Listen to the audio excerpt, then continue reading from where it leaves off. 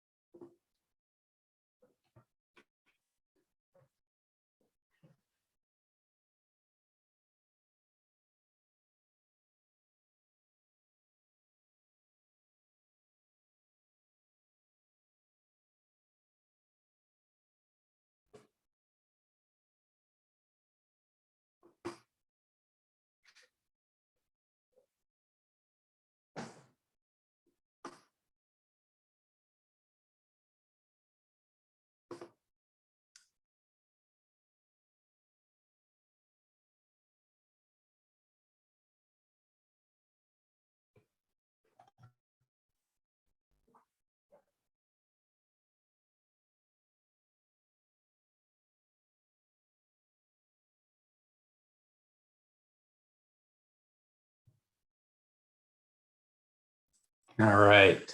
Going back to our slideshow, it's a big problem.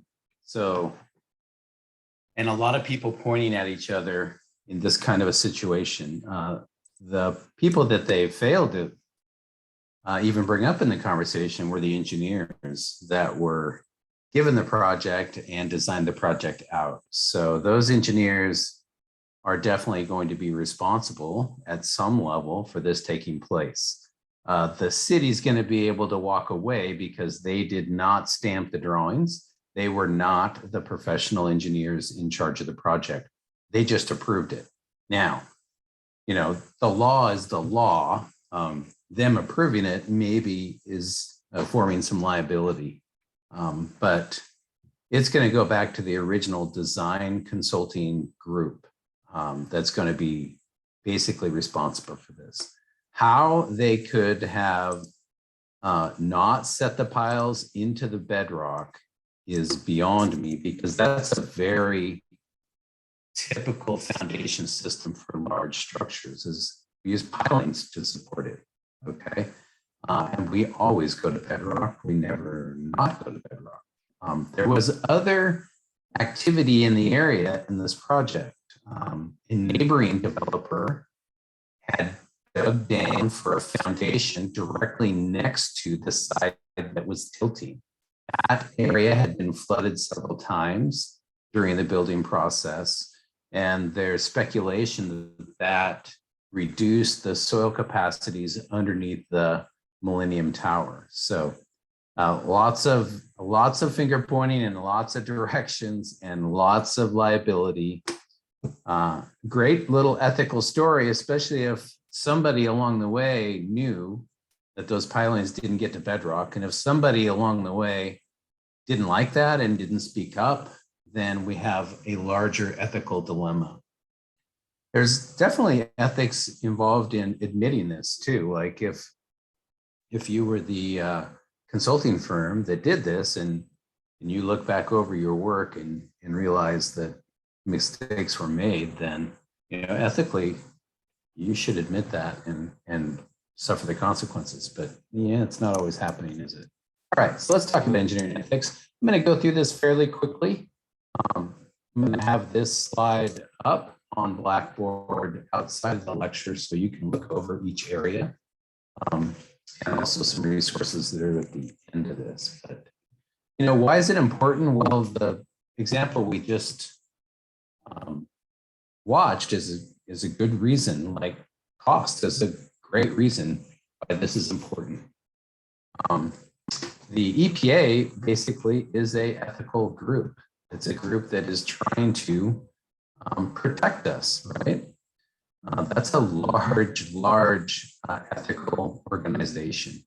The Food and Drug Administration is the same way. They're responsible for the ethical distribution of drugs, medications, vaccines, all of that.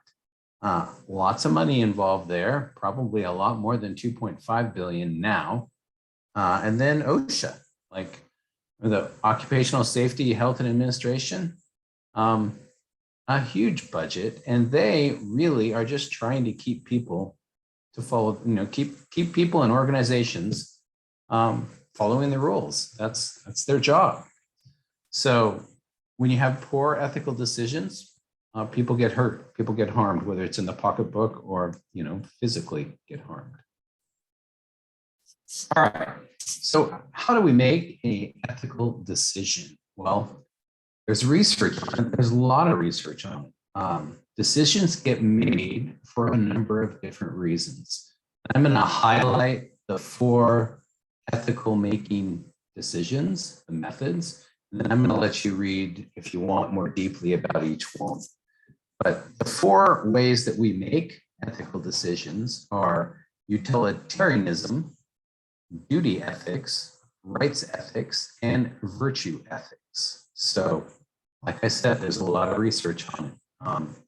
The first one is basically a cost-benefit analysis, right? We want to produce the most utility, the balance between good and bad on the consequences. So if you're making a decision, based on, if we make this decision, it will be good, and if we make this decision, it will be bad. That's the first one, okay? Duty ethics would be mostly in the military, right? Duties to be performed, regardless of whether these acts lead to the most good, right?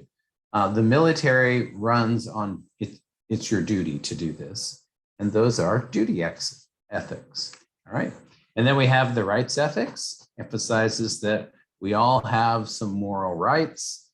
And if we're making decisions based on what those rights are, then you're making a decision based on your rights ethics. Like this is my, I have this right. And then there's virtue. So Virtue is probably the hardest to define, but regards actions as right that manifest good character traits. Again, you'd have to define what character traits are. And regards actions as bad that display bad character traits. So, virtue ethics. So the next few slides go into more detail on each one. So there's duty and some research on each one. But this is primarily how we make these decisions. Now, as you become an engineer, you will have a code of ethics, or the engineering canons, often they're called, for your organization. So mechanicals have them, electricals have them, civils have them. I didn't pull them all into the slideshow, but I pulled a couple. So the IEEE Code of Ethics, number 1, to accept responsibility. Number 2, to avoid real or perceived conflicts of interest. To be honest and realistic. To reject bribery. To improve the understanding of technology. To undertake technological tasks for others. So I think that one's super interesting. It's an ethical code to help others when they don't know or can't operate technological tasks. All right, so it keeps going. To seek, accept, and offer honest criticism, to treat fairly, to avoid injuring others, to assist colleagues. So almost goes back to the whole kindergarten thing. Just, be a good person. That's what we really want you to be. So, I don't have the ASME ones, the American Society of Mechanical Engineering Code of Canons or Code of Ethics, but maybe you can look that one up and get it in your notebook. That'd be awesome. Because it's fairly similar to IEEE, but it is a little bit different. So I'll tell a quick story about an ethical decision that I had to make that wasn't real difficult, but it happened in the first month of my new job when I was with Peter Kiewit as a design engineer. My office was very close to where the salespeople came in and worked with our purchasing agent in our facility. So salespeople would come in, they would chat you up. They knew I was ordering lots of things for my conveyors and trucks, hydraulic pumps. These are not cheap things, full beds, $20,000, $30,000 beds for trucks that then I was modifying.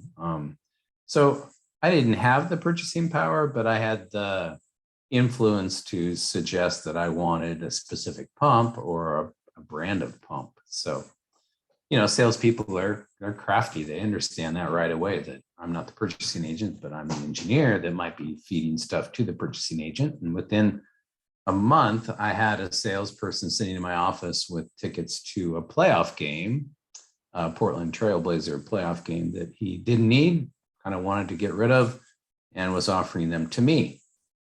So what do you think? Should I take them?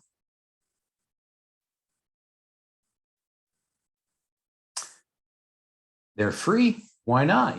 Take them, go to a Blazer game, everything's good. Well, ethically, that would be a little immoral to accept a gift from a person that you're doing business with that wants your business and wants you to buy things from them. I didn't accept the tickets. I wanted to, because I would have liked to go into that game for sure.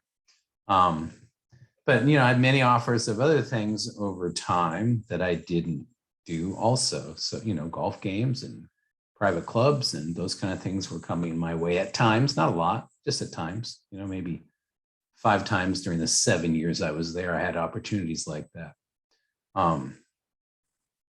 So you just have to think about okay, this is kind of harmless, but what could be the effect or influence, or what could it look like to others? And that's a big one, just what it looks like. So be careful with that. Go through the ethics, build yourself a code of ethics for your team, and have it in the paper with your ideation. I also put up a guest speaker for Wednesday, so don't miss that. I won't be checking it tomorrow, Tuesday, in your notebooks, but there'll be some guest speakers popping up.